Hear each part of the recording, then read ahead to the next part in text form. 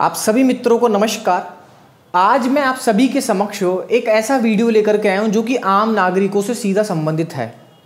मैं आप सभी लोगों को सिखाने वाला हूं, यदि आप कोर्ट में नकल लगाना चाहते हैं तो कैसे लगाए, मतलब नकल लगाने का उस केस का एक मैटर अगर आप प्राप्त करना चाहते हैं तो कैसे प्राप्त करें, उस केस की जानकारी प्राप्त करना चाहते हैं तो कैसे आप नकल के माध्यम से जानकारी प्राप्त कर सकते हैं। तो सबसे पहला प्रश्न आप लोगों के मन में ये आता होगा कि नकल कौन लगा सकता है। नकल का मतलब है किसी केस के बारे में जानना, मतलब उसकी प्रतिलिपि आप प्राप्त करना चाहते हैं तो आप कैसे प्राप्त कर सकते हैं। तो सबसे पहला जो मन में लोगों के जो प्रश्न आता है वो ये आता है कि एक नकल क्या आम आदमी लगा सकता है क्या। तो इसका उत्तर है जी हाँ, नकल एक आम आदमी लगा सकता है बिल्कुल, लेकिन उस नकल वही लगा सकता है जो कि जिस केस के बारे में वो जानकारी प्राप्त करना चाहता है उससे उसका संबंध हो, मतलब उस केस से उसका रिलेशन होना चाहिए कोई ना कोई। या तो वो उसमें पक्षकार होना चाहिए, या तो वो प्रतिवादी होना चाहिए, या वादी होना चाहिए। अगर आप इन दोनों में से या उस आपका कोई केस के अंदर आपका नाम उसमें जुड़ा हुआ है तो भी आप नकल लगा सकते हैं। मतलब नकल लगाने के लिए ऐसा नहीं है कि कोई प्रोविज़न ऐसा नहीं है कि केवल और केवल एक अधिवक्ता ही नकल लगा सकता है। एक आम आदमी भी नकल को लगा सकता है कोर्ट में, लेकिन उसमें वह पक्षकार होना चाहिए। एक बात तो यह है। अब दूसरी बात आती है कि नकल कैसे लगाएं। तो उसके लिए आपको एक फॉर्म नंबर होता है, एक नकल लगाने का परफॉर्मा होता है बाकायदा, फॉर्म नंबर 18। उस फॉर्म नंबर 18 इस तरीके का होता है वो फॉर्म, ऐसा।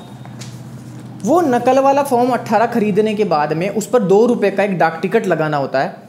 उसके बाद में उस प्रोफॉर्मा को पूरा भरना होता है। जिस भी कोर्ट में आपकी फ़ाइल है उस कोर्ट का पूरा एड्रेस लिखना होता है, मुकदमा नंबर लिखना होता है, जो आपका केस डिटेल है वो पूरी डालनी पड़ती है। जो केस का टाइटल है, जैसे शुभम सेन वर्सेस जो भी आपका केस है वो आपको लिखना है। और उसके बाद में जो आपका दावा है, मतलब आपका जो केस है टाइटल है वो लिखना होता है। और जिस दिन आपका केस की फैसला की डेट आई है या उस डेट से संबंधित जानकारी लिखनी होती है। और नीचे एक इस तरह का एक कॉलम होते हैं 3, इसमें लिखना होता है संपूर्ण पत्रावली और उसकी कितनी प्रतिलिपि चाहिए आपको, 1 2, तो वो लिखना होता है। और उसके बाद में तीसरे कॉलम में लिखना होता है वास्ते आगामी कार्यवाही हेतु।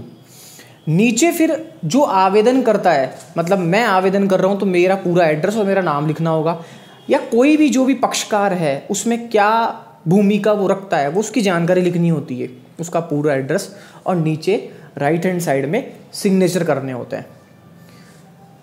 ये फॉर्म नंबर 18, इस पर 2 रुपये का डाक टिकट और एक नीचे पाई पेपर होता है। ये जैसे ही आप उस नकल रूम में जमा कराते हैं उसके ठीक शायद 48 घंटे, मतलब 2 दिन या 2.5 दिन बाद में ही आपको आपकी नकल की जो आपका जो केस है उसकी फ़ोटोकॉपी आपको प्राप्त हो जाती है। जो जो आपको चाहिए वो उसमें मेंशन कर दो आप और आपको वो मिल जाती है।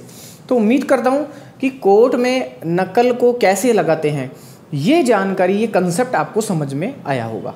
थैंक्स।